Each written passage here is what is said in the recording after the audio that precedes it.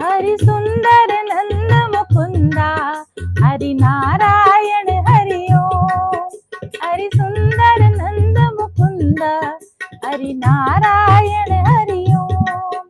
हरि सुंदर नंद मुकुंदा, हरि नारायण हरि ओम। हरि सुंदर नंद मुकुंदा, हरि नारायण हरि ओम। हरि केशव हरि गोविंदा, हरि नारायण हरि ओम। हरि सुंदर नंद मुकुंदा, नारायण हरि ओम। हरि नारायण हरि ओम।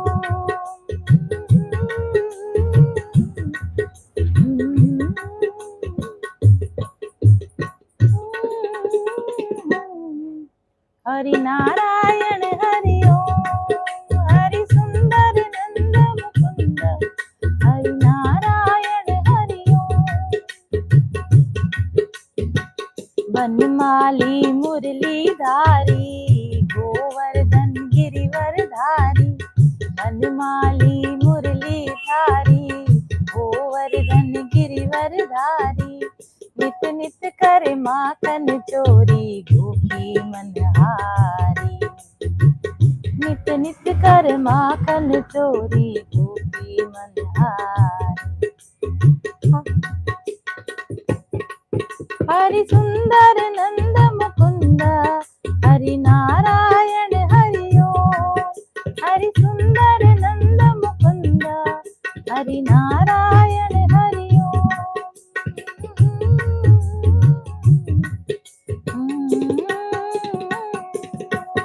हरि नारायण हरि ओम। हरि नारायण हरि ओम। हरे कृष्णा।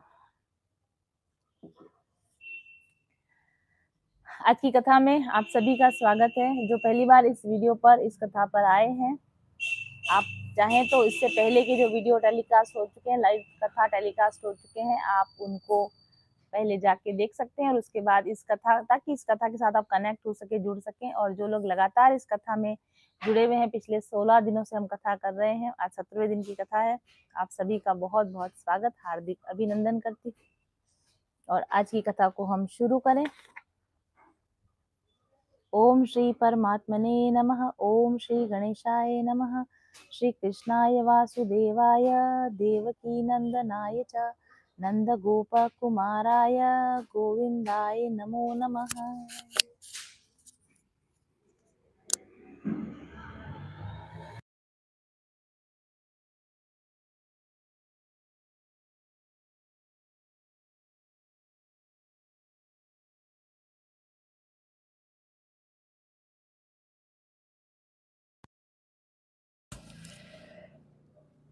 त्वमेव माता च पिता त्वमेव, त्वमेव बन्धुश्च सखा त्वमेव, त्वमेव विद्या द्रविणं त्वमेव, त्वमेव सर्वं मम देव देव, त्वमेव सर्वं मम देव देव।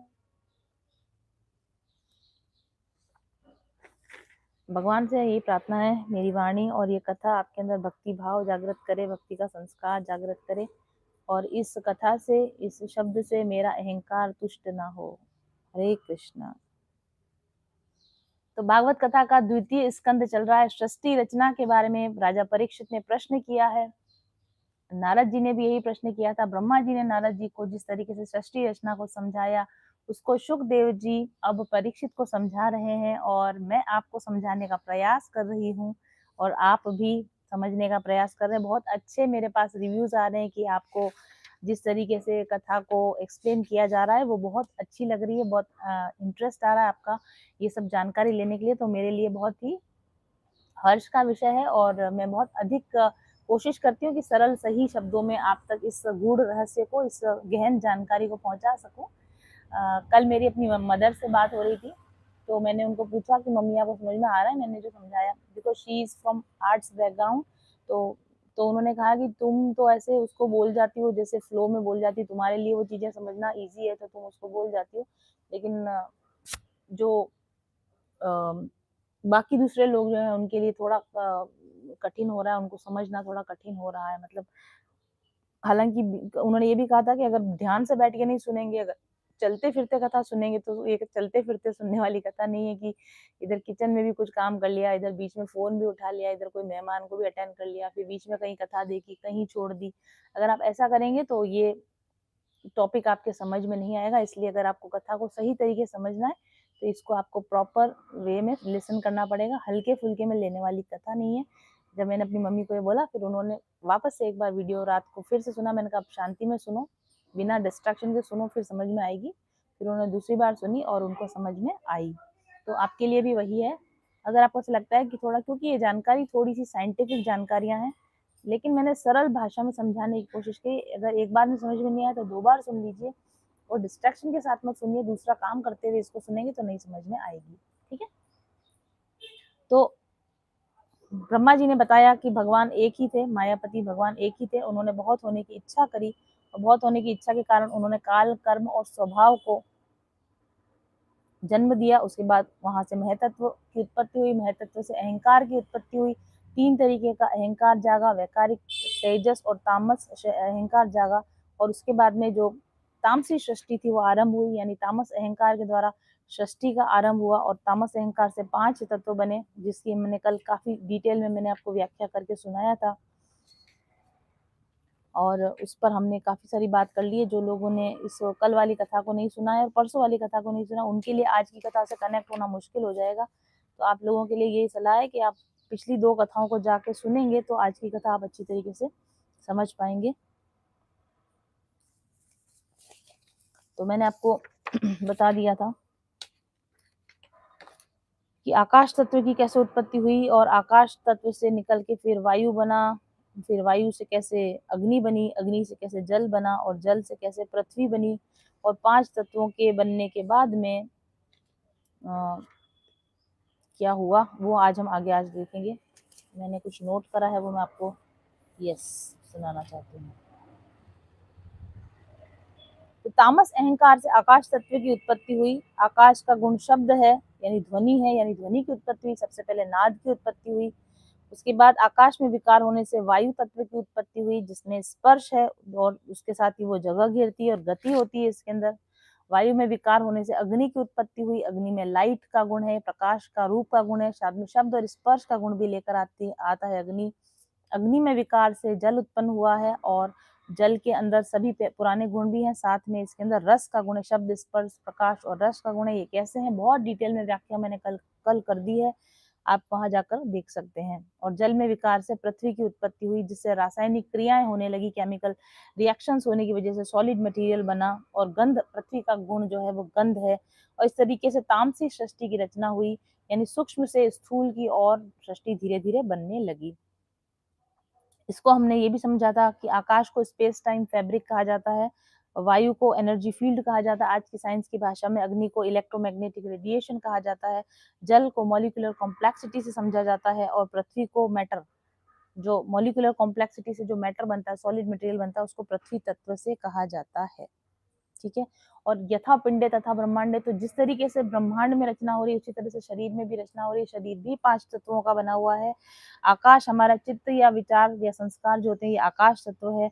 हमारी प्राण यानी एक्सचेंज ऑफ गैसेस जो हम कर रहे हैं ये हमारा वायु विकार है, यानी वायु तत्व है। जो हमारी दृष्टि और बुद्धि है वो हमारा अग्नि तत्व है। और जो केमिकल रिएक्शंस बॉडी में चलती हैं, जो रस बॉडी के अंदर है, पानी जो है बॉडी में वो जल तत्व है।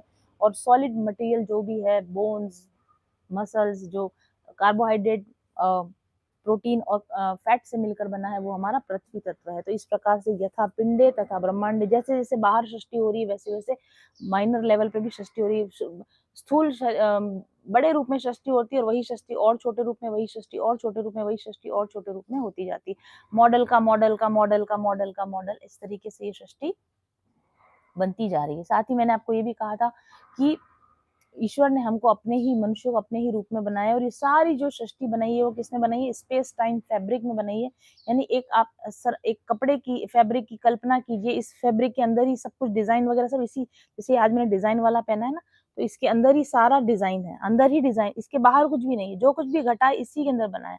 तो ये जितने भी तत्व वगैरह बने हैं वो सब इस स्पेस टाइम फैब्रिक के अंदर बने। स्पेस मतलब जगह, टाइम मतलब काल, काल और जगह के अंदर सारी चीजें बन गई है, सारे तत्व वगैरह बन गए और इस जो संरचना बनी थी इसने एक विराट पुरुष का रूप धारण किया, एक मनुष्य जैसी आकार की संरचना इसने ग्रहण की और परमात्मा का ये पहला अवतार कहा जाता है। ठीक है, विराट रूप जो है वो परमात्मा का पहला अवतार कहा जाता है। यहाँ तक की कथा मैंने आपको कल करके सुना दी थी और मैंने ये भी कहा था कि जो विराट पुरुष है ये कोई निर्जीव वस्तु नहीं है, ये ब्रह्मांड एक निर्जीव वस्तु नहीं है, ये मशीन नहीं है, ये चेतन परमात्मा का ही सगुण साकार रूप है जो विराट पुरुष के रूप में उत्पन्न हुआ और इस विराट पुरुष का शरीर इतना बड़ा है, इतना बड़ा, इतना बड़ा है कि जो कुछ भी है वो सब कुछ इसी का भाग है। लेकिन चेतन परमात्मा जो जो परमात्मा है वो विराट पुरुष के अंदर भी है और वो विराट पुरुष के बाहर भी है। और भागवत के अंदर विराट पुरुष को इस तरीके से समझाया गया कि जितने भी आकाश, सूर्य, चंद्र, पर्वत, नदियां, लोक, लोकांतर, जीव, वनस्पति, देवता, गंधर्व, किन्नर, जो नाग जातियां, जो कुछ भी है, यहाँ तक कि असुर, दानव, ये सब कुछ इसी विराट पुरुष का ही भाग है। ठीक है, यहाँ तक मैंने आपको सारी बात समझा दी थी और मैंने आपको ये भी समझाया था कि क्वांटम फील्ड थ्योरी यानी एक ही वाइब्रेशन से सब कुछ बना है, एक ही वाइब्रेशन है स्ट्रिंग से यानी नाद सब कुछ बना है, ये ऑलरेडी साइंस प्रूव कर चुकी है। वेद के अंदर भी लिखा हुआ एक मेवा द्वितीयम, एक है दूसरा कुछ भी नहीं है और साइंस भी कहती है कि एक स्ट्रिंग्स है, ऊर्जा की तरंगे हैं, उन्हीं से सारा कुछ बना हुआ है। तो साइंस और वेद जो कहते हैं वही यहाँ भागवत के अंदर भी लिखा हुआ है। ठीक है, अब मैं आपको आगे इसी चीज को हम आगे लेके चलते हैं। अब जब ये विराट पुरुष बन गया, विराट पुरुष के अंदर जैसा कि वेदों के अंदर लिखा हुआ है विराट पुरुष के 64 आयाम हैं। 64 आयाम मतलब समझते हैं आप, जैसे हमारी जो धरती है ना वो 3 डायमेंशनल, 3 आयाम है, हमारी धरती पर केवल 3 आयाम है, यानी भूलोक पर 3 ही आयाम है। 3 आयाम की आपने चीज देखी है, जैसे माचिस की डिब्बी होती है, जैसे ये डिब्बी है तो इसकी एक लंबाई होगी, इसकी एक ऊंचाई होगी और इसकी एक चौड़ाई होगी। तो हमारी धरती के ऊपर सिर्फ 3 ही आयाम है, कोई भी वस्तु जो होती है उसकी तीन ही आयाम होते हैं, या लंबाई होती है, चौड़ाई होती है और ऊंचाई होती है या गहराई होती है। ठीक है, तो 3 आयामों से बनी हुई जो लोक होते हैं उनको क्या बोलते हैं? त्रिआयामी सृष्टि कहते हैं। तो जैसे आप, क्योंकि हम इसमें रहते हैं इसलिए आप इसको समझ सकते हैं। हमारे यहाँ कोई भी आइटम जो है ना वो 3D है, ये जैसे बॉटल है तो 3D, इसकी एक लंबाई है, इसकी एक चौड़ाई है, इसकी गहराई है, 3D है ये, 3 डायमेंशन से इसके। तो हमारी जो धरती है कैसी बनी हुई है? 3 डायमेंशन। आप 3 डायमेंशन तक तो अब 3 डायमेंशन के बारे में आप सोच सकते हो, इससे नीचे वाले डायमेंशन के बारे में भी आप सोचते हो, जैसे कि ये कागज का पत्ता, ये 3 डायमेंशन है, ये 2 डायमेंशन है। तो इसमें इसकी एक चौड़ाई है और इसकी एक लंबाई है, लेकिन इसकी कोई गहराई नहीं है, 0 गहराई है। हालांकि यहाँ है 1 mm के करीब है, लेकिन इसको अगर आप 0 मान लो, कुछ भी नहीं है, तो ये 2 डायमेंशन हुआ, जिसमें ये लंबाई है और ये चौड़ाई है। तो ये सृष्टि क्या हो गई? 2 डायमेंशन की सृष्टि हुई। और इसके अलावा होती है 1 डायमेंशन की सृष्टि, जिसके अंदर जो केवल एक सीधी केवल लकीर हो, सिंपल सी केवल एक लाइन खींच दे। अगर एक लाइन खींचे तो उस लाइन का क्या होता है? लंबाई तो होती है लेकिन उसकी ना चौड़ाई होती है ना उसकी गहराई होती है, तो उसको हम क्या बोलेंगे? एक आयामी संरचनाएं बोलेंगे। और उसके बाद है 0th डायमेंशन, जिसकी ना लंबाई है ना चौड़ाई है ना गहराई है, कुछ भी नहीं, एक पॉइंट, बिंदु, एक बिंदु जिसकी कोई लंबाई है ना चौड़ाई है ना गहराई है, वो कहलाएगा 0 डायमेंशन। तो 0 डायमेंशन को आप समझ गए, बिंदु जैसी संरचना होती है। अब 0 डायमेंशन को आप कैसे समझ सकते हो? बहुत ज्यादा सूक्ष्म जीव होते हैं ना, जैसे वायरस, बैक्टीरिया, ये कौन से आयाम में जी रहे हैं? वो 0th डायमेंशन में जी रहे हैं, क्योंकि उनकी ना लंबाई है ना चौड़ाई है ना गहराई है। इस तरह से लंबी चीज, लंबा जो बहुत जैसे कि ऐसे कुछ एनिमल्स अभी यहाँ पर भी हैं, वैसे यहाँ पे होना जरूरी नहीं है, ये कोई और दुनियाएं होती है। भूलोक में जितनी भी चीजें, भले आप, मैंने जैसे आपको एग्जांपल दिया वायरस, बैक्टीरिया का, बट वो भी 3D है, क्योंकि उनके आयाम बहुत छोटे हैं इसलिए मैंने उनको बोल दिया कि वो 0 डायमेंशन है, सिर्फ आपको समझाने के लिए। बट हम इस धरती पे जी रहे हैं ना, तो इस धरती पे जितनी भी चीजें बनी होगी वो त्रिआयामी है, चाहे वो कितना भी छोटा वायरस बैक्टीरिया भी होगा ना, तो भी उसकी भी एक लंबाई होगी, एक चौड़ाई होगी और एक ऊंचाई होगी, भले वो माइक्रोन में होगी, अल्ट्रा माइक्रोन में होगी, मिनी माइक्रोन में होगी, लेकिन होगी, लंबाई चौड़ाई और ऊंचाई होगी। लेकिन आप इमेजिन करो कि ऐसी दुनिया भी होती है जिसमें 2D होता है, यानी कि जिसमें केवल लंबाई और चौड़ाई होती है, यानी ऐसी सृष्टियां भी होती हैं जिसमें तीसरा आयाम होता ही नहीं है। आप मेरी बात को समझ पा रहे हैं? जैसे कि कई बार हम बच्चों के इसके अंदर अगर मैं एक शेप बना दूं, रीना मुझे एक पेन दोगी आप प्लीज? रीना, एक पेन और एक कैंची ला कर देना प्लीज। मैं आपको 2D भी समझा देती हूँ, जितना मैं आपको समझा पाऊंगी प्रैक्टिकली समझा देती हूँ, और जो नहीं समझ में आएगा उसको भगवान भरोसे समझाने की कोशिश करूंगी। रीना,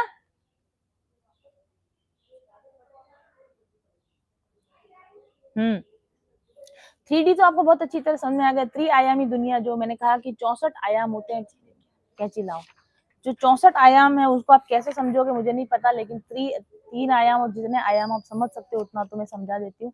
तो हमारी जो धरती होती है वो त्रिआयामी धरती है। त्रिआयामी धरती समझ में, माचिस की डिब्बी को देख लो आप, ठीक है, जिसके 3 आयाम होते हैं, एक लंबाई होती है, एक चौड़ाई होती है, एक ऊंचाई होती है, किसी भी तरह की। अब वही संरचना है ना आपके कहीं भी होगी, जैसे आप वायरस जितना छोटा कण भी होगा ना तो उसकी भी एक लंबाई होगी, एक चौड़ाई होगी और एक गहराई होगी। और उससे ऊपर के जितने भी ऑब्जेक्ट है, आप चाहे रॉकेट ले लो, इतना बड़ा ऑब्जेक्ट ले लो, या आप एफिल टावर ले लो, या आप चाइना की दीवार ले लो, कोई भी चीज है हमारे यहाँ पर उसकी 3 डायमेंशन है। इसलिए हमारी धरती कैसी है, या हमारी सृष्टि, हमारा जो भूलोक है वो कैसा है, त्रिआयामी दुनिया से बना हुआ है। अब 2 आयामी दुनियाएं भी होती है, जो यहाँ नहीं होगी वो कोई और दुनिया होगी, ये वाली दुनिया नहीं, कोई और दुनिया, वो डबल डायमेंशन 2 डायमेंशन को समझा देती हूँ मैं आपको। उससे आपको समझ में आ जाएगा कि आयाम बदलता है तो कॉम्प्लेक्सिटी कैसे बदलती है।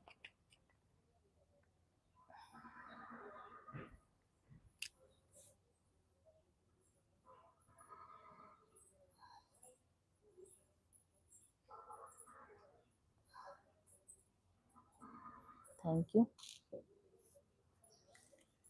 जो 2 आयामी दुनिया होगी, जैसा मैंने उसमें बताया आपको कि उसमें केवल लंबाई होगी और चौड़ाई होगी। अब मैंने इस कागज के ऊपर एक, आपको शायद दिख रहा है, मैंने इसके ऊपर एक मानव आकृति ड्रॉ करी है, ठीक है। तो अगर 2 आयामी दुनिया में मानव होता तो कैसा दिखता? जैसा कि हम छोटे बच्चों के लिए कभी कभी ड्राइंग काट के, कागज काट के आदमी नहीं बनाते हैं।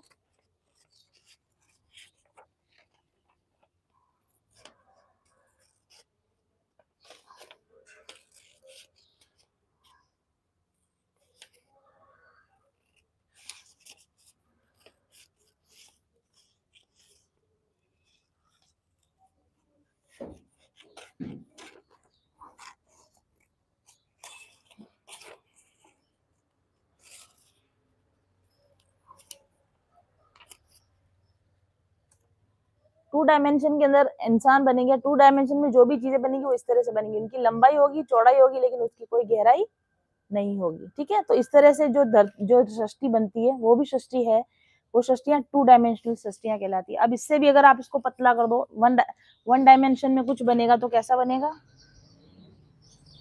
Something like this, exactly not like this, मैं सिर्फ समझाने की कोशिश कर रही हूँ।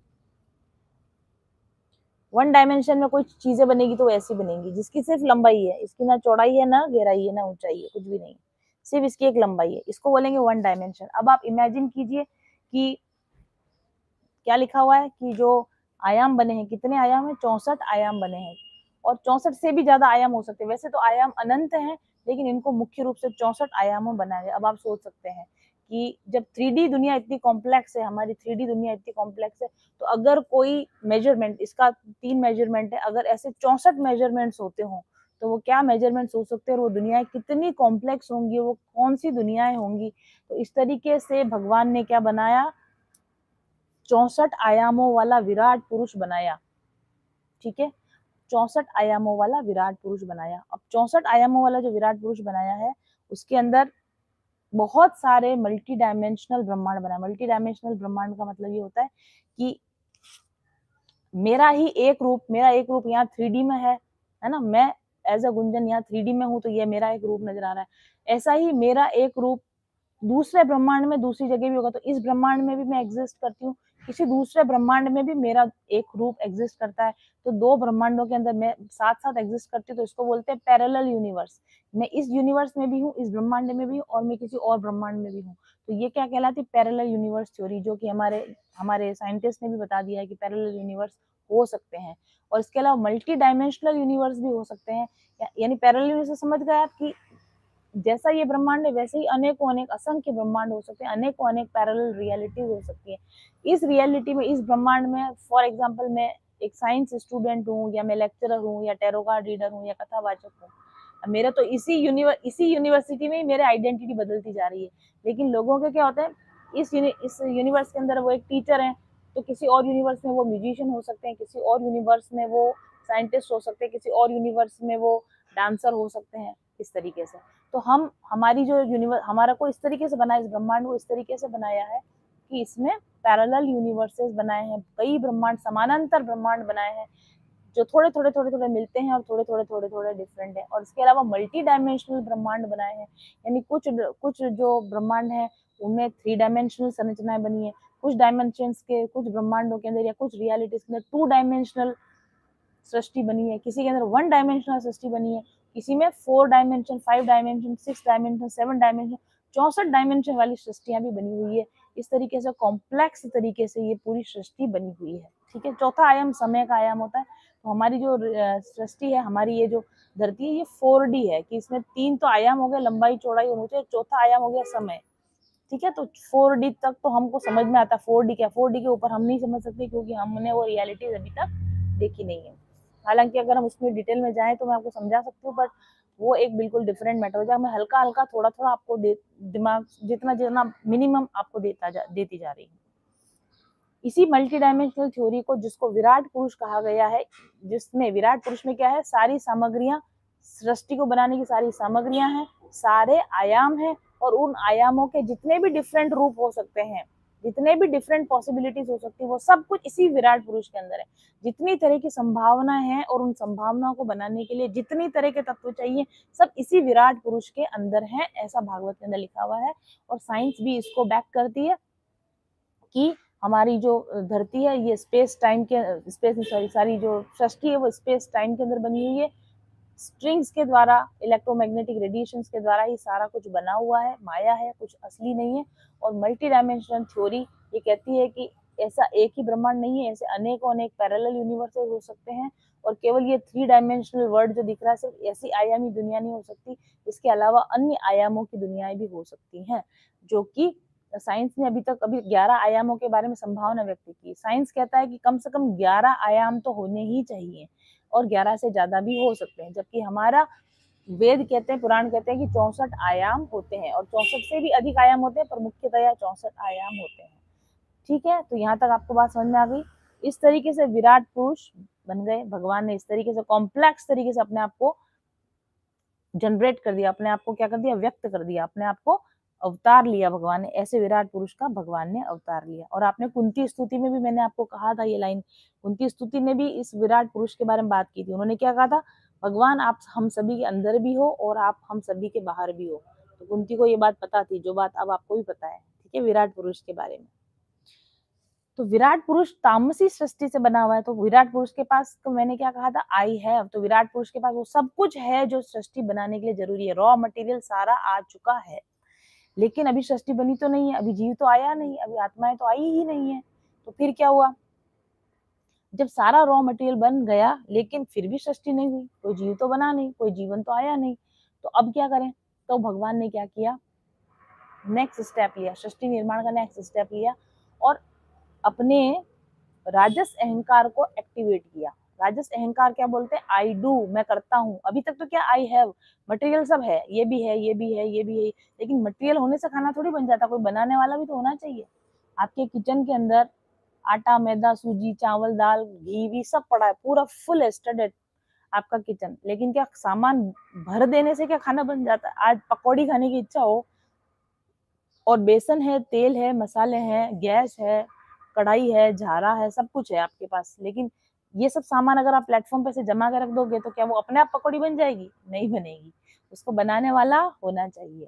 तो ये जो कहीं पे ऐसा आता है ना कि कोई भगवान नहीं है, सब कुछ अपने आप ही बन गया है, प्रकृति ने अपने आप ही सब बना लिया, ऑटोमेटिक कुछ नहीं होता, जब तक कोई करता ना हो उसके पीछे, तब तक वो चीज हो ही नहीं सकती। कभी ऐसा होगा कि ऑटोमेटिकली हवा में से बेसन में पानी डल रहा है, मसाले डल रहे हैं, घोल बन रहा है, और ऑटोमेटिक हवा में पकौड़े निकल के आपके सामने थाली आ रही है, ऐसा कभी होता है क्या, नहीं होता है। तो चाहे सारा मटेरियल भी हो, लेकिन जब तक उसके अंदर करने वाला कोई नहीं होगा, तब तक वो चीज कभी भी वर्क नहीं करेगी। तो सृष्टि को भी बनाने वाला जरूर है, और सृष्टि को बनाने वाला कौन है? सर्व शक्तिमान परमात्मा है। तो सर्वशक्तिमान परमात्मा ही सारी सामग्री बन गए। भगवान ही बेसन बने, भगवान ही पानी बने, भगवान ही मसाला बने, भगवान ही कढ़ाई बने, भगवान ही झारा बने। लेकिन इतना बनने के बाद भी भगवान को अभी भी भगवान पकौड़े बनाने लायक नहीं बने हैं। तो भगवान को क्या करना पड़ा? कुक की तरह एंटर होना पड़ा, करने वाले की तरह एंटर होना पड़ा, किचन में घुसना पड़ा। सामान से कुछ नहीं होगा, करने के लिए भी मुझे ही जाना पड़ेगा। तो भगवान ने अपना कौन सा रूप दिखाया? राजस अहंकार का रूप दिखाया। आई डू, अरे मैं करता हूँ। तो फिर जो आई डू करके वो अवतार हुआ, उस अवतार को कहते हैं हम महाविष्णु का अवतार कहते हैं, या नारायण अवतार कहते हैं। क्योंकि जल बन गया था। मैंने आपको बताया कि पूरी सृष्टि में जल, वो जो इतना विराट पुरुष था ना, पूरा जल से भरा हुआ, पूरा जल भरा हुआ है, और जल के अंदर सारे मटेरियल सारे हैं, गैस सारी उसके अंदर है। तो उसको जल को क्या कहा? कारण जल कहा। कारण ओशियन बोलते हैं उसको, कारण महासागर। मतलब विराट सृष्टि, ऐसी सृष्टि बनी, उसमें सब तरफ जो भरा, एक ही चीज भर गई, वो थी जल। सब तो पूरी सृष्टि जल से भरी हुई है। आप वो देखते हो ना, प्रलय के समय जल में डूब जाता है, राइट? प्रलय के समय सारी सृष्टि कहाँ डूब जाती है? जल में। कौन सा जल में डूब जाती है? इसमें डूब जाती है। मतलब क्या होता है? जो भी सृष्टि बनी थी, टूट टूट के टुकड़े टुकड़े टुकड़े टुकड़े होकर वापस तत्वों में बदल गई। आकाश आकाश में मिल गया, है ना, वायु वायु में मिल गया, अग्नि अग्नि मिल गई, जल, और तो जल बचा क्या? फिर जल ही बचा। तो सारी सृष्टि कहाँ चली गई? प्रलय के समय सारी सृष्टि कहाँ चली जाती है? जल विलीन हो जाती है। जल विलीन हो जाती है मतलब कारण ओशियन के अंदर विलीन हो जाती है। कि जैसे जैसे जैसे आइस क्यूब होता है ना, आइस क्यूब। तो आइस क्यूब को आपने जमा के बाहर निकाला, तो ये क्या है? दिख रहा है, अभी सॉलिड है। लेकिन अगर इस आइस क्यूब को आपने किसी पानी के ग्लास के अंदर डाल दिया, तो कुछ समय के बाद क्या होगा? आइस क्यूब पिघल जाएगा, और इस कारण जल, मतलब इस जल के अंदर ही घुल जाएगा। तो इसको हम क्या कहेंगे? प्रलय के अंदर सृष्टि विलीन हो गई। तो आइस क्यूब जैसे इस जल में विलीन हो जाता है, वैसे सृष्टि निकल के आई, बनी, और कुछ समय के बाद इसी जल में, कारण जल में विलीन हो गई। तो हम कहते हैं प्रलय, प्रलय के जल में सारी सृष्टि विलीन हो जाती है। तो अभी तक क्या है? सब तरफ केवल प्रलयकालीन जल है। प्रलयकालीन जल को ही कारण जल कहा जाता है। मतलब जो प्रलय, प्रलय के बाद जो बचता है, यानी सृष्टि के बनने से पहले भी था, और सृष्टि बनेगी तब भी रहेगा, और सृष्टि वापस मिट जाएगी तब भी जो रहेगा, वो जो मटेरियल होता है, वो जो सूप होता है, उसको सूप बोलेंगे। जल क्या बोलेंगे? सूप है ना, क्योंकि उसमें सारा कुछ मटेरियल है। उसी को हम क्या बोलते हैं? कारण जल बोलते हैं, कारण ओशन बोलते हैं। इसी को प्रलय जल बोलते हैं। इसी के अंदर से सृष्टि निकलती है, और इसी के अंदर सृष्टि वापस से विलीन हो जाती है। सारा रॉ मटेरियल इस पानी वाले, इस लिक्विड रस के अंदर रहता है। इसी लिक्विड रस को कारण जल कहा जाता है। तो कारण जल बन गया, विराट पुरुष बना। विराट पुरुष के अंदर क्या है? कारण जल है। कारण जल में क्या है? सारी चीजें हैं जिनसे सृष्टि बनेगी। लेकिन सारी चीजें होते हुए सृष्टि तो बनी नहीं। तो कारण जल में किसको अवतार लेना पड़ा? उस कारण जल के अंदर महाविष्णु का अवतार हुआ, नारायण का अवतार हुआ। आपने कभी वो फोटो देखा होगा महाविष्णु का? लेट मी चेक, मैं आपको दिखाती हूँ। नहीं तो आप अभी अपना गूगल ओपन करें, और वहां पर आप डालें कारण ओशियन, डालो आप, कारण जल डालो। कारण जल में महाविष्णु कैसे शयन करते रहते हैं, वो आपको दिख जाएगा।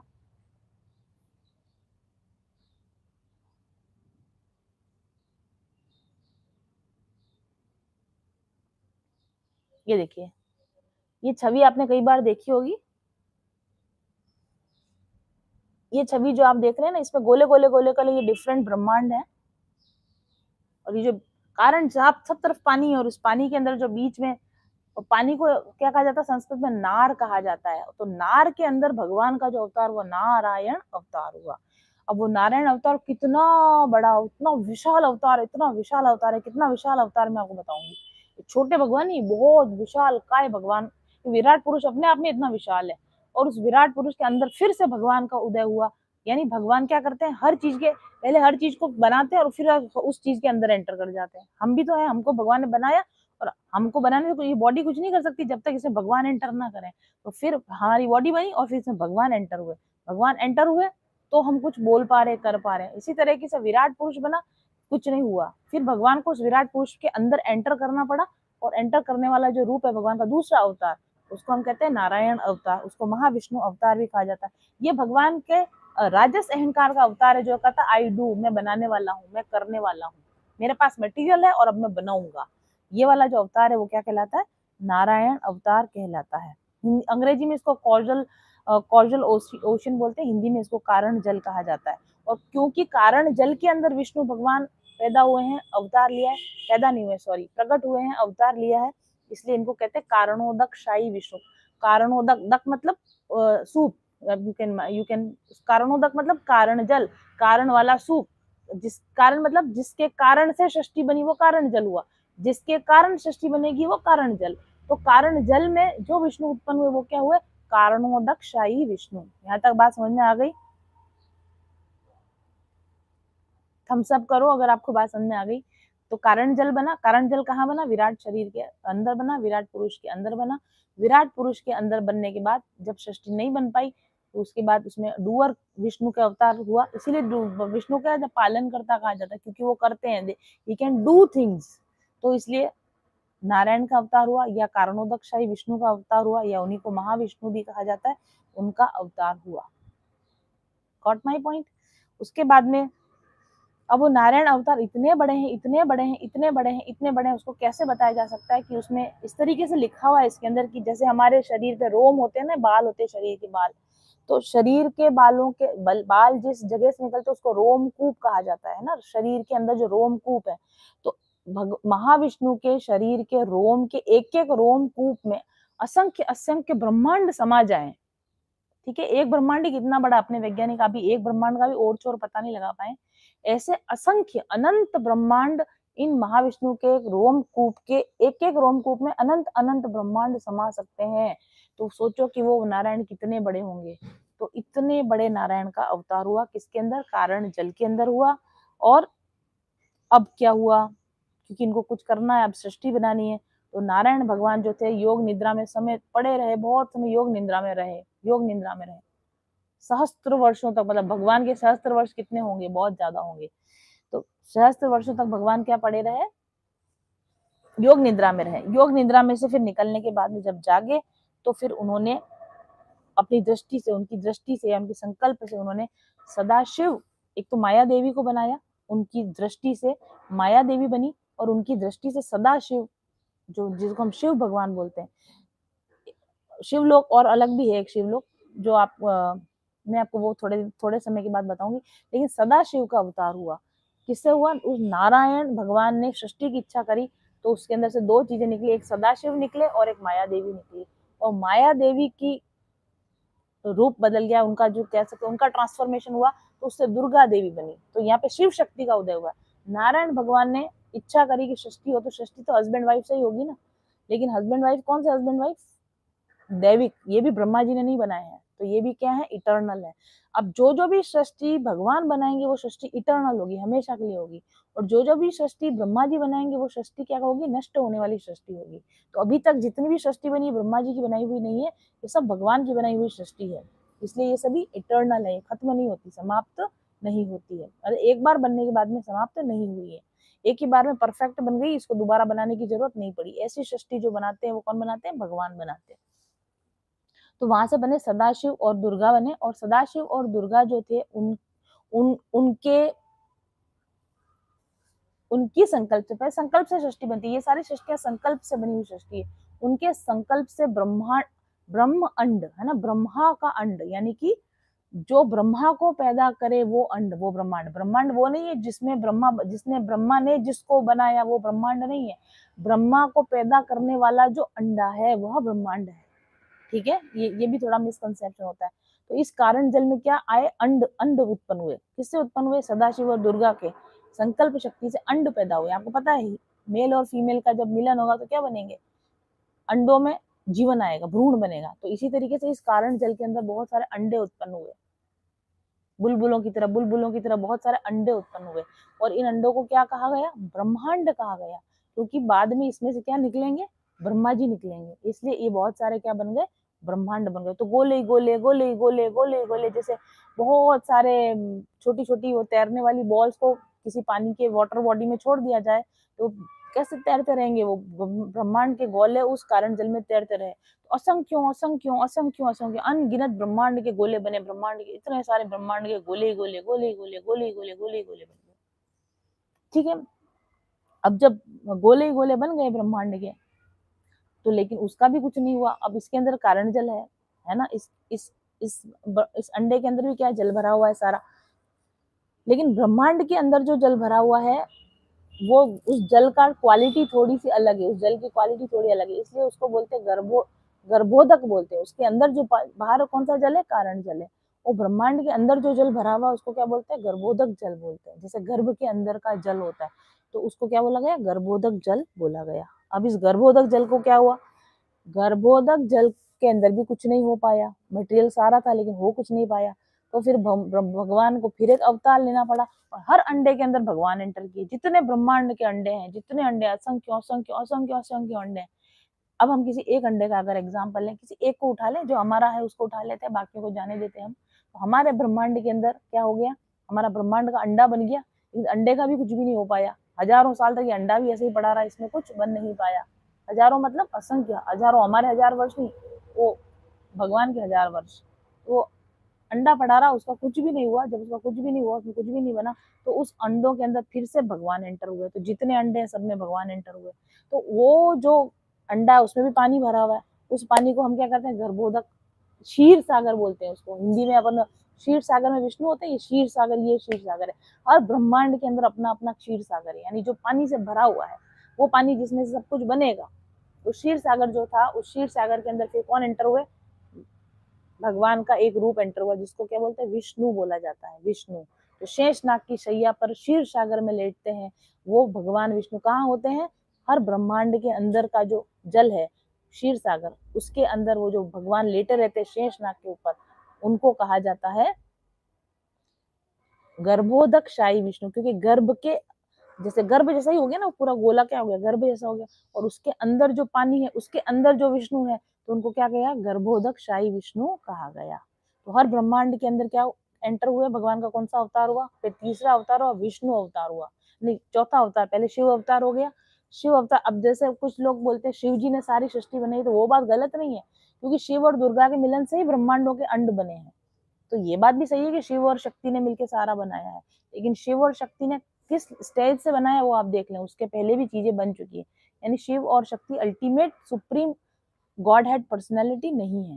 हालांकि सृष्टि की संरचना सारी शिव जी और पार्वती जी से हुई है, सारी सृष्टि के माता पिता वही हैं इन अ सेंस, लेकिन उसके ऊपर भी पहले सृष्टियां बन चुकी थी, उनको भी बनाने वाला कोई है सुप्रीम लॉर्ड। वो कौन है वो भी हम देखेंगे थोड़े समय के बाद। तो अब एक हर हर अंडे के अंदर कौन आ गया, जैसे अगर एक अंडा है तो हर एक ब्रह्मांड के अंदर अंदर ये क्षीर सागर अंदर पानी है इसके अंदर, तो इसके अंदर कौन आए, विष्णु जी ने अवतार लिया। ठीक है। और विष्णु जी ने फिर उन्होंने तपस्या करी, क्षीर सागर में लेटे रहे कई समय तक, वो भी ध्यान करे। उन्होंने अपना अपना टाइम लेंगे, ही टुक हिज ओन टाइम, उन्होंने अपना टाइम लिया, योग निद्रा में गए, योग निद्रा से जाग के, और फिर उन्होंने क्या, या फिर उनकी योग निद्रा में ही उनकी नाभि में से एक कमल उत्पन्न हुआ। ठीक है, उनकी नाभि की ना, क्योंकि अब उनको क्रिएशन का मूड आया, तो उनके अंदर से अब ये सारी सृष्टि कौन सी सृष्टि, आई डू वाली सृष्टि, विष्णु भगवान की सारी सृष्टि आई डू सृष्टि है, ये कर रहे हैं, खुद कर रहे हैं। तो भगवान के नाभि कमल से क्या निकला, वो कमल का जो नाल थी वो कितनी लंबी थी, उस वो जो कमल की जो नाल थी ना, वो उस अंडे को फोड़ फोड़ के बिल्कुल पूरी बाहर ऊपर निकल गई, पूरे टॉप पे पहुंच गए। मतलब ब्रह्मा जी जो थे उस अंडे के सबसे ऊपर ही के जो कोश था, फोड़ के नहीं निकले, मतलब उसके सबसे टॉप लेयर पर चलेगा, सबसे टॉप लेयर पर। जो ब्रह्मांड का सबसे टॉप लेयर क्या होता है, सत्यलोक होता है, ब्रह्म लोक कहलाता है।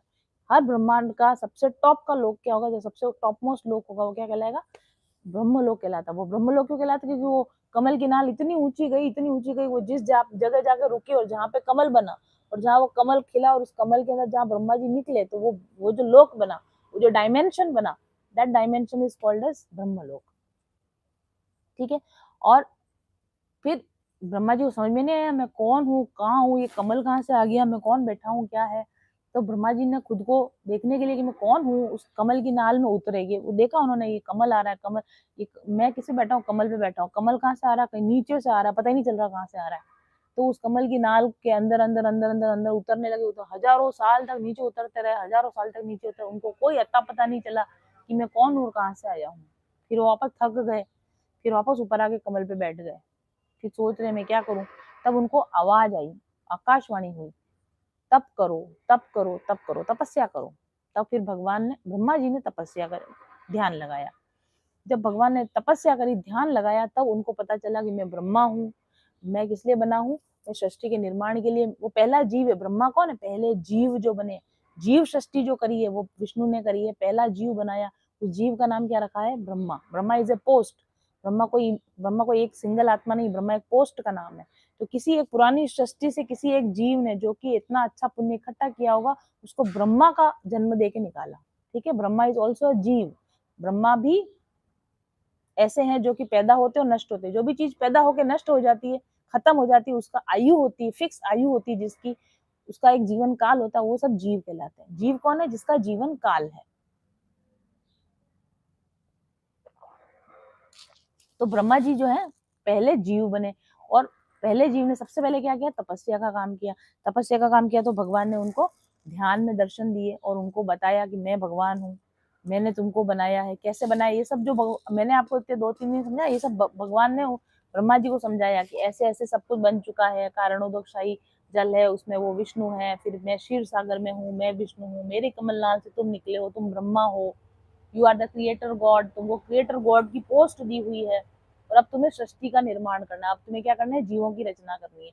तुम जीव हो और अब तुम्हें जीवों की रचना करनी है, ये तुम्हारा काम है। और कैसे रचना करनी है? तो उसके लिए भगवान ने उनको क्या दिया? चतुश्लोकी भागवत बताई, कि ब्लू प्रिंट दिया कि ऐसे ऐसे तुमको सृष्टि की रचना करनी है।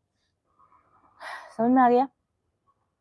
तो अब वो जो ब्रह्मा जी थे, उन्होंने, अब उनके पास वही एरिया है, वो जो एक ब्रह्मांड, उस अंडे के अंदर अंदर जो भी क्रिएट करना, उस अंडे के अंदर ही क्रिएट करना है ना। उसके बाहर उनको खुद पता नहीं कि उसके बाहर क्या है। ब्रह्मा जी को खुद को नहीं पता होता है कि इस एक ब्रह्मांड के बाहर क्या। उनको ये बात जब वो तपस्या करते हैं, ध्यान लगाते हैं, तब ब्रह्मा ब्रह्मा जी को भी पता चलता है कि मेरा भी कुछ नहीं है, मैं एक बहुत बड़े भगवान नारायण के शरीर के बाल के रोमकूप के अंदर बहुत सारे असंख्य ब्रह्मांडों में से एक ब्रह्मांड है, उसका मैं एक ब्रह्मा हूँ। ये भी उनको भी अपनी पोजीशन पता है कि वो क्या चीज है।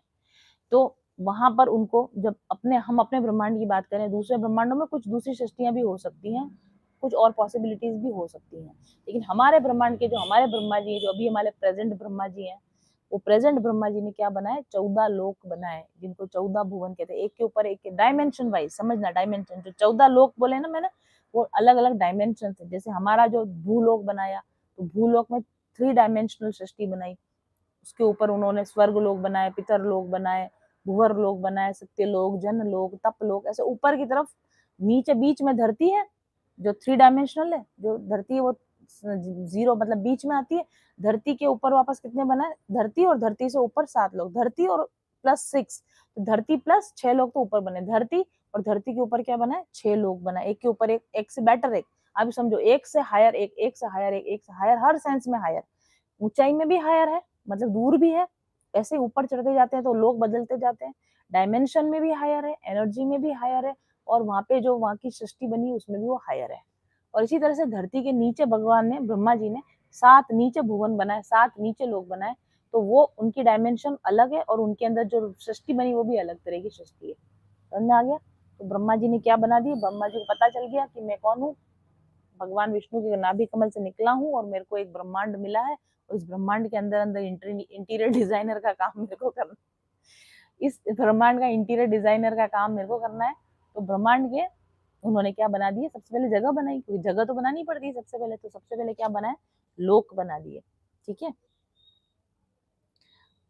तो 3 तरह के लोग है, ऊर्ध्वलोक, अधोलोक,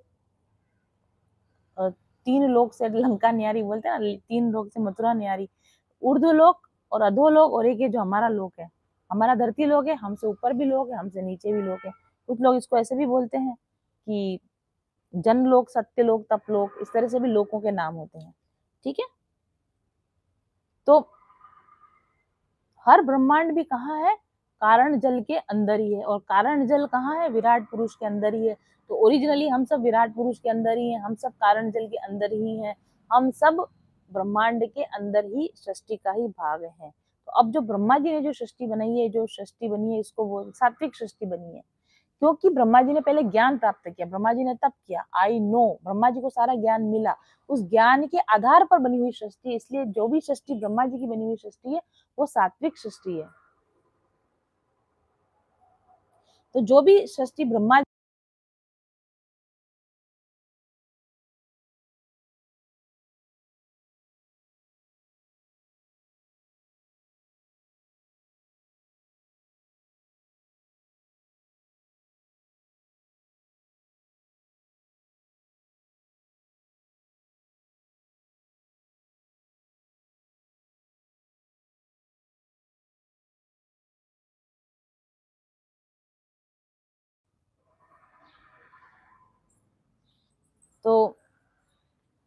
ब्रह्मा जी की जो सृष्टि बनी हुई है कौन सी सृष्टि? सात्विक सृष्टि है। सात्विक सृष्टि क्यों है? क्योंकि ब्रह्मा जी ने पहले तप किया, तप करने के बाद ब्रह्मा जी ने जाना कि भगवान कौन है, क्या चाहते हैं मुझसे, क्या चाहते हैं और कैसे मुझे बनाना है। तो जानने के बाद सृष्टि बनाई। और कैसे बनाई? सात्विक क्यों? क्योंकि ब्रह्मा जी को ज्ञान था कि ये मैं नहीं कर रहा हूँ, ये मैं केवल एक माध्यम मात्र हूँ, सब कुछ भगवान बना रहे हैं, सब कुछ भगवान ही है। ये जानने के बाद बिना अहंकार के बनी हुई सृष्टि। अहंकार तो है क्योंकि मैं बना रहा हूँ, ब्रह्मा को ये तो पता ही है कि मैं बना रहा हूँ, बट ये फिर भी पता है कि मैं बना भले ही रहा हूँ लेकिन मैं करता नहीं हूँ। करता कौन है? भगवान है। इसलिए ब्रह्मा जी की बनी हुई जितनी भी सृष्टि है उसको क्या कहते हैं? सात्विक सृष्टि कही जाती है। और उसके ऊपर की जितनी भी सृष्टि बनी हुई है वो किसने बनाई है? ब्रह्मांड के अंदर जो कुछ भी बना हुआ है वो ब्रह्मा जी ने बनाया है। और ये जान के बनाया है कि मैं केवल माध्यम हूँ, बनाने वाला तो अभी भी भगवान ही है। तो ब्रह्मांड कैसी सृष्टि है? सात्विक सृष्टि है। ब्रह्मांड के ऊपर जितनी सृष्टियां हैं, राजस सृष्टि और तामस सृष्टि, वो किसने बनाई है? जो राजस सृष्टि है वो किसने बनाई है? विष्णु भगवान के रूप में बनाई है। और जो तामस सृष्टि है वो किसने बनाई है? भगवान की इच्छा ने बनाई है। ठीक है, भगवान ने इसमें कुछ भी नहीं किया, भगवान की इच्छा से ही सब हो गया। भगवान को उठ के कुछ नहीं करना पड़ा, भगवान जहाँ थे वहां से 1 इंच भी नहीं हिले, उनकी इच्छा से ही सब कुछ वैसा का वैसा बन गया। तो सात्विक सृष्टि से देखो ब्रह्मा जी ने कैसे फिर क्या बनाया वो मैं आपको दिखाती हूँ, क्या बनाया वो बताती हूँ।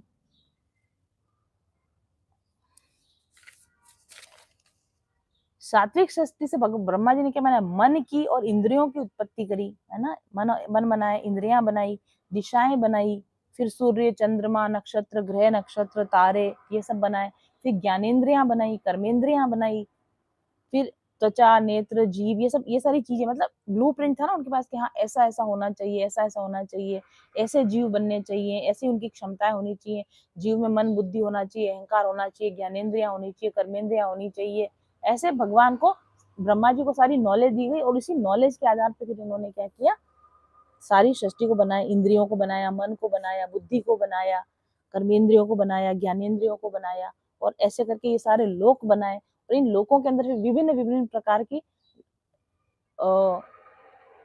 एंटिटीज को, मतलब कि विभिन्न प्रकार की प्रजातियों को इन्होंने, ब्रह्मा जी ने इसमें उत्पन्न करके रखा। जैसे गंधर्व बनाए, किन्नर बनाए, नाग बनाए, देवी देवता बनाए, अप्सराएं बनाई, है ना। ये सारे जो चीज, मनुष्य में तो मनुष्य लोग बनाए, जीव जंतु बनाए, जंगली जानवर जिसको बोलते हैं चौपाए बनाए, रेंगने वाले, उड़ने वाले, तैरने वाले, इस तरह के पशु पक्षी, ये सारी सृष्टि जो उत्पन्न करी बाद में, ये किसकी उत्पन्न की हुई है? ये सारी सृष्टि ब्रह्मा जी की उत्पन्न की हुई सृष्टि है। और ब्रह्मा जी की जो भी सृष्टि उत्पन्न होती है वो टाइम बाउंड सृष्टि होती है, उसका निर्माण होता है और फिर उसका वापस से प्रलय हो जाता है, वापस से खत्म हो जाता है। और भगवान की बनाई हुई जो सृष्टि होती है उसका प्रलय नहीं होता, वो हमेशा टिकी रहती है। ये बात सबको समझ में आ गई आपको? Give me a thumbs up.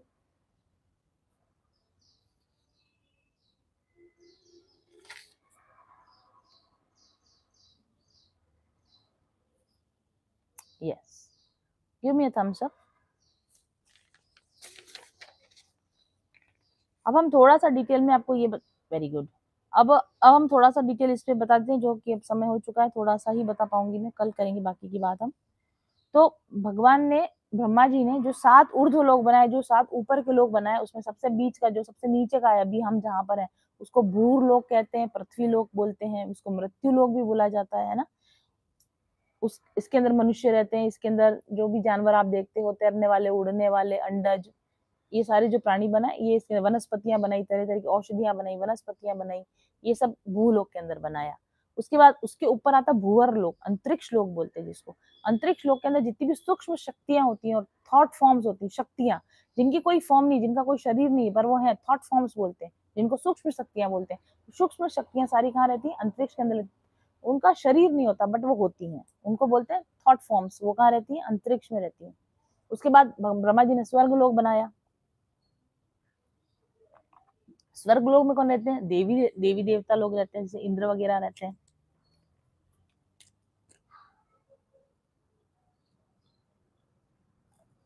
स्वर्ग लोक के ऊपर बना है महर लोक। महर लोक में कौन रहते हैं? जो बहुत तपस्या करके महर्षि बन जाते हैं ना, ऐसी आत्माएं जो महर्षि की कैटेगरी की होती हैं, वो महर्षि लोक। वहां सभी ध्यान वगैरह यही सब करते रहते हैं, सारे समय वही करते रहते हैं। मैं आपको थोड़ा और डिटेल में बता सकती हूँ इस बारे में, कल बताऊंगी लेकिन। फिर उसके बाद में वो जनलोक, उसके ऊपर ब्रह्मर्षि जितने भी होते हैं, ब्रह्मर्षि कैटेगरी के जैसे ब्रह्मर्षि कौन है मैं कल बताऊंगी आपको। ब्रह्मर्षि कैटेगरी के जो लोग होते हैं वो सारे कहाँ रहते हैं? जनलोक में रहते हैं। तपोलोक उसके भी ऊपर जाता है, वहां दिव्य आत्माएं रहती है, तपस्वी लोगों की जो आत्माएं होती है, दिव्य आत्माएं होती है, वो तपोलोक में रहती है। और तपोलोक के भी ऊपर होता है सत्यलोक, जिसको ब्रह्मलोक कहता है, वहां ब्रह्मा जी खुद रहते हैं। और ब्रह्मा जी की कैटेगरी के जो highest status of material world के अंदर जो हाईएस्ट स्टेटस की सोल्स होती है वो सब कहाँ रहती है? ब्रह्मलोक के अंदर रहती है। इसी तरीके से ब्रह्मा जी ने नीचे की तरफ 7 लोक बनाए, उनके क्या नाम है? अतल, वितल, सुतल, तलातल, महातल, रसातल और पाताल। ठीक है, ये 7 अतल, ये 7 जमीन के नीचे, एक के नीचे, एक जमीन के नीचे नहीं है ये एक्चुअली। ऐसा नहीं कि धरती को खोदते जाएंगे तो धरती के नीचे निकलेंगे, धरती के नीचे नहीं है ये, इनका आयाम ही अलग है, इनका डायमेंशन ही अलग है ये। ठीक है, आप इसको ये मत सोचो कि नीचे मतलब धरती के नीचे, ये अलग ही दुनिया है, आयाम ही अलग है इसका। और कई बार ऐसा बोलते हैं ना कि पाताल लोक और ये नरक नहीं है। पाताल लोक वगैरह नरक, ये अतल, वितल, सुतल, तलातल, महातल, रसातल, पाताल, इनमें से कोई भी नरक लोक नहीं है, ध्यान रखना।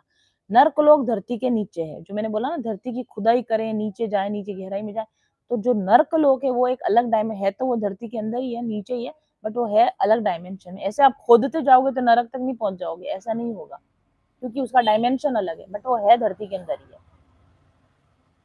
ये जितने भी ऊपर के लोग हैं ना, ये ऊपर वाले जो लोग हैं, ये स्पिरिचुअली आध्यात्मिक रूप से उन्नत, जितने आप आध्यात्मिक रूप से उन्नत होते जाओगे, उतना आपको ऊपर के तलों के अंदर जन्म मिलता जाएगा। जैसे आपने धरती पर एक अच्छे पुण्य कर्म किए तो स्वर्ग में देवी देवता बन सकते हो आप, और अच्छे कर्म किए तो महर्षि राजर्षियों के लोक में आप पैदा हो सकते हो, और अच्छे किए तो जन लोक, तप लोक में आपका पैदाइशी हो सकती है। वहां पर आप अपना तपस्या और तपस्या और तपस्या और तपस्या करके आप ऐसे ब्रह्मलोक तक जा सकते हो।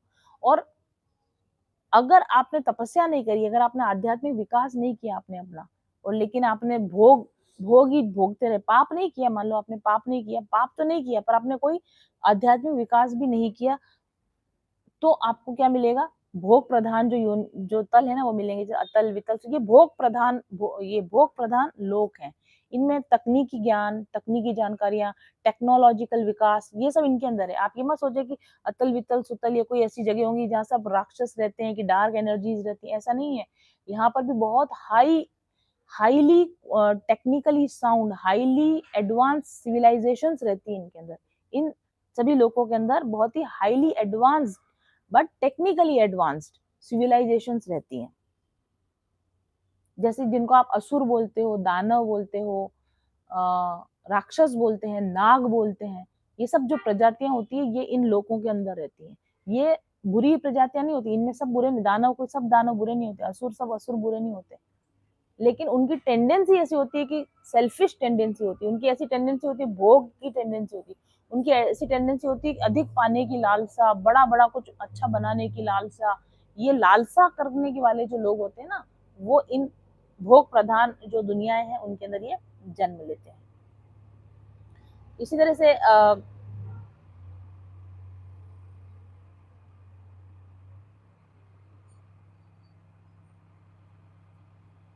ये बात मैं आपको कल स्टार्ट करूंगी, नहीं तो एक नया ही टॉपिक स्टार्ट हो जाएगा। तो सृष्टि का, अब हम इसको थोड़ा वाइंड अप कर रहे हैं, इस चीज को अगर हम वाइंड अप करें तो आपको समझ में आ गया कि सृष्टि का प्रारंभ कहाँ पर हुआ, बनने की शुरुआत कहाँ हुई? कारण जल के अंदर हुई। और देखो, यथा पिंडे तथा ब्रह्मांड की जो हम बात करें तो धरती पे भी जीवन इसी तरीके से बना, जैसे सृष्टि में बना वैसे ही धरती पर भी आपको पता है कि सबसे पहले क्या था? प्राइमोर्डियल सूप बना। आप साइंस पढ़ी हो तो प्राइमोर्डियल सूप के अंदर ही सारे तत्व, एलिमेंट, गैसेस सब मिलती गई और बड़े ओशन का निर्माण हुआ। प्राइमोर्डियल सूप बोला जाता है। तो धरती पर, जैसे धरती पर बना जीवन, वैसे ही सृष्टि में भी जीवन बनना था। और मनुष्य जीवन का आरंभ कैसे होता है? अंडे के अंदर होता है, छोटा अंडे में मनुष्य का जीवन बनता है। अंडे के अंदर ही जो साइटोप्लाज्म होता है वही सूप होता है। उस सूप के अंदर ही मनुष्य को बनाने की सारे केमिकल, रसायन तत्व सब कहाँ है? उस अंडाणु के अंदर ही है। तो मनुष्य का जीवन अंडाणु से शुरू होता है, अंडाणु की संरचना और अंडाणु में जिस तरीके से मनुष्य बनता है वो, और धरती के ऊपर जैसे प्राइमोर्डियल सूप के अंदर जीव बनना शुरू होता है वो, और सृष्टि में कारण जल के अंदर जैसे सृष्टि बननी शुरू होती है, अंडाणु आता है, ब्रह्मांड आता है, और उसमें ये सब एक ही कैटेगरी है। अगर आप ऊपर जाते जाओगे तो भी सेम प्रोसेस है, धरती की बात करेंगे तो भी सेम प्रोसेस है जीवन के प्रारंभ होने का, और मनुष्य के जीवन होने का जो प्रारंभ वो भी अंडाणु से जो शुरू, वो भी सेम प्रोसेस है। तो अंडे से जीव बना, उसको समझ लिया, और तो आपको ये समझ में आ जाएगा कि धरती पर जीवन की उत्पत्ति कैसे हुई, और धरती पर जैसे जीवन की उत्पत्ति, सृष्टि में भी जीवन की उत्पत्ति ऐसे ही हुई। तो इस तरीके से हायर लेवल पर जो चीजें चल रही हैं, बीच के लेवल्स पर भी वही चीजें चल रही हैं, और नीचे के लेवल पर भी वही चीजें चलती जा रही हैं। कारण जल में भी सृष्टि निर्माण के सारे पदार्थ मौजूद हैं। तो धरती के ऊपर भी शुरुआत में प्राइमोर्डियल सूप जो बना था, उसके अंदर सारे बनने वाले पदार्थ मौजूद हैं। अंडाणु के अंदर भी जीवन बनाने वाले सारे पदार्थ मौजूद रहते हैं। लेकिन किसी के भी अंदर जब तक भगवान आत्मा एंटर ना करे, भगवान एंटर ना करे, तब तक जीवन का निर्माण नहीं होता है। कारण जल में भी ब्रह्मांड तैर रहे हो, लेकिन जब तक विष्णु एंटर नहीं करते, तब तक सृष्टि नहीं चलती है। पृथ्वी के जल के अंदर भी सारा प्राइमोर्डियल सूप है, लेकिन उसके अंदर भी जब तक आत्माएं प्रवेश नहीं करती, जीवात्माएं प्रवेश नहीं करती, तब तक धरती में भी जीवन का विकास नहीं होता। और एक अंडाणु के अंदर भी भले ही अंडाणु, उसके अंदर सब सामान है, लेकिन जीव तब तक नहीं बनेगा जब तक कि उसमें आत्मा रूपी उसका ट्रिगर नहीं होगा, आत्मा रूपी उसमें एक्टिवेशन नहीं होगा, तब तक मनुष्य का शरीर भी नहीं बनता है। ठीक है,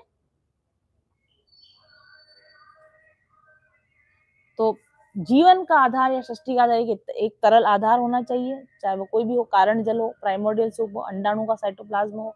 जीवन कहाँ पे शुरू होता है? हमेशा एक तरल सूप के अंदर शुरू होता है। उस तरल सूप के अंदर जीवन को बनने की सारी संभावनाएं बीज रूप में उपस्थित रहती है, तत्व रूप में उपस्थित रहती है। उसके बाद एक एक्टिवेशन पॉइंट एंटर करता है, एक सक्रियण बिंदु, यानी कि भगवान कह लो, आत्मा कह लो, एक्टिवेशन कह लो, वो शुरू होता है। और वो शुरू होने से क्या होता है? जीवन का आरंभ हो जाता है। ठीक है, तो मैंने आज आपको ब्रह्मांड तक के बनने की चीजें बताई। कारण सागर है, कारण सागर के अंदर कौन से विष्णु है? कारणोदकशाही विष्णु है। कारणोदकशाही विष्णु ने शिव और शक्ति को उत्पन्न किया। शिव शक्ति ने ब्रह्मांड के पिंडों को उत्पन्न कर दिया, और ब्रह्मांड के पिंड के अंदर फिर कौन एंटर हुए? गर्भोदकशाही विष्णु एंटर हुए। गर्भोदकशाही विष्णु ने एंटर होके ब्रह्मा जी को उत्पन्न किया। ब्रह्मा जी को उत्पन्न करके ब्रह्मा जी को ज्ञान दिया कि उनको कैसे बनाना है, और ब्रह्मा जी ने क्या किया? फिर उस ज्ञान के आधार पर सात्विक सृष्टि को बनाया। तो ब्रह्मांड का सबसे बड़ा और सबसे पहला जीव कौन है? वैसे तो ब्रह्मांड, विराट पुरुष अपने आप में एक जीव है, विराट पुरुष के अंदर ब्रह्मांड अपने आप में एक जीव है, और ब्रह्मांड के अंदर वापस ब्रह्मांड ने जितने भी ये बनाए, ब्रह्मांड में ब्रह्मा जी ने जितने भी ग्रह नक्षत्र बनाए, ये सब भी अपने आप में जीव है। और ऐसे ही उसके ऊपर जितने भी जीव जंतु, वो भी सब जीव है। तो सब कुछ अलाइव है, सब everything is alive and everything is God. ठीक है, everything is alive, everything is conscious and everything is God. ठीक है, तो सारा जो भी क्रिएशन बना है वो यूनिवर्सल चेतना का, वो भगवान का ही विस्तार रूप है। चाहे विराट स्वरूप है तो भी भगवान का विस्तार है, अगर नारायण अवतार है वो भी भगवान का विस्तार है, अगर शिव शक्ति निकले वो भी भगवान का विस्तार है, अगर उसमें से विष्णु निकले वो भी भगवान का विस्तार है, उसमें से ब्रह्मा जी निकले वो भी भगवान का विस्तार है, और ब्रह्मा जी ने जो लोक बनाए वो भी भगवान का विस्तार है। उन सभी विस्तारों के अंदर जो जो जितने जीव जंतु, जीवन के जितने स्वरूप है, वो सब भगवान का ही विस्तार है। इस प्रकार भगवान ने ही एको अहम बहुश्याम में एक हूँ और अनेक हो जाऊं, एक हूँ और अनेक हो जाऊं, इस तरीके से करके, इस इच्छा के चलते ये सारा सृष्टि का बनना हुआ। हालांकि ये प्रॉब्लम अभी सिर्फ ब्रह्मा जी ने थोड़ा बहुत बताया, मैंने आपको एंट्री करवाई है, अभी भी चीजें काफी सारी बाकी हैं जिनको कि हम कल की कथा में लेना शुरू करेंगे। तो आई होप आपको आज की कथा समझ में आई होगी, पसंद आई होगी। Let's wind up this session with Harinam Sankirtan.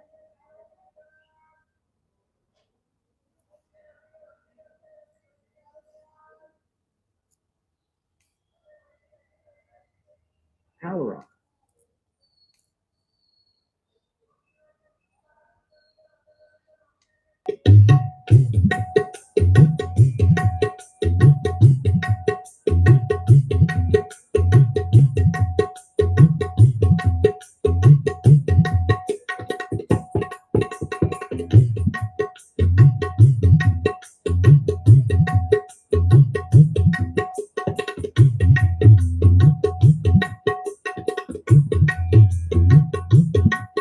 पायो जी मैंने राम रतन धन पायो, पायो जी मैंने राम रतन धन पायो, पायो जी मैंने नॉलेज है ना, यही धन के बराबर है, ये नॉलेज ही धन है। पायो जीनने राम रतन धन। भगवान को कैसे पाया जाता है? भगवान को जान रहे, वही भगवान को पाना है। पायो जीनने राम रतन धन पायो, पायो जीनने राम रतन धन पायो।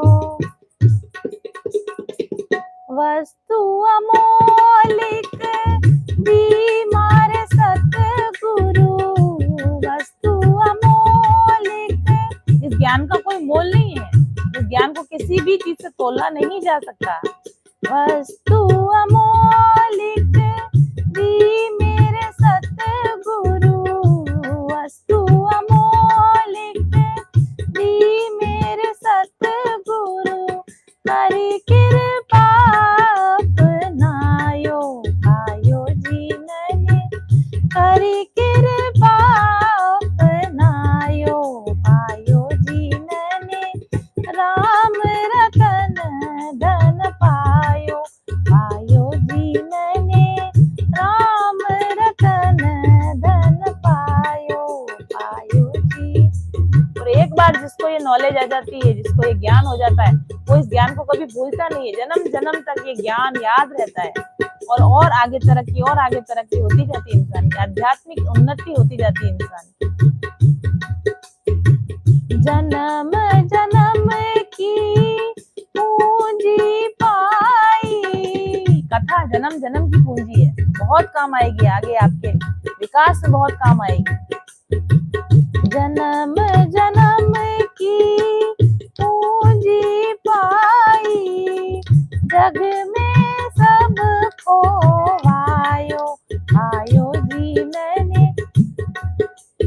जग से, संसार से निर्लिप्त होने के लिए ये ज्ञान बहुत जरूरी है, इसके बिना आप संसार से छूट नहीं सकते।